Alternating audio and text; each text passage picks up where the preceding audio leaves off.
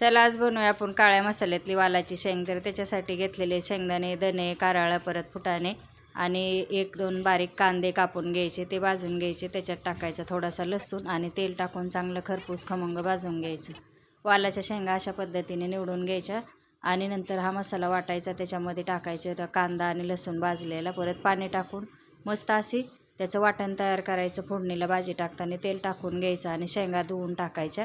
शेंगा चांगल्या हळद मिठात परतून घ्यायच्या. त्याच्यानंतर लाल तिखट मसाला वगैरे टाकून घ्यायचा आणि नंतर मग टाकायचं जो आपण मसाला वाटलेला आहे ना शेंगदाण्याचा, कारळाचा, त्याचा तो टाकून घ्यायचा आणि परत एकदा चांगलं परतून घ्यायचं. परतल्याच्यानंतर काय करायचं, चांगला जेवढा मसाला चांगला परतीताल तेवढं तुमच्यात भाजीला पण टेस्ट चांगली येते. चवीनुसार मीठ टाकायचं. हा मसाला वाटून घेतला काळा मसाला कारळाचा, तो पण टाकून घ्यायचा आणि परत चांगला परतायचा. तेल वगैरे थोडंसं कमीच वापरायचं. अशा भाज्यांना खूप भारी होतात, कारण खोबऱ्याची तर अजिबात गरज लागत नाही शेंगदाणे टाकल्यामुळं. शेंगदाणे, कारळा, धने असं टाकलेलं आहे आणि भाजून चांगलं खरपूस घ्यायचं आणि मग मसाला करून वाटण तयार करून असं शेंगामध्ये टाकायचं. वांग्याच्या भाजीलासुद्धा सेम आम्ही असंच करतो.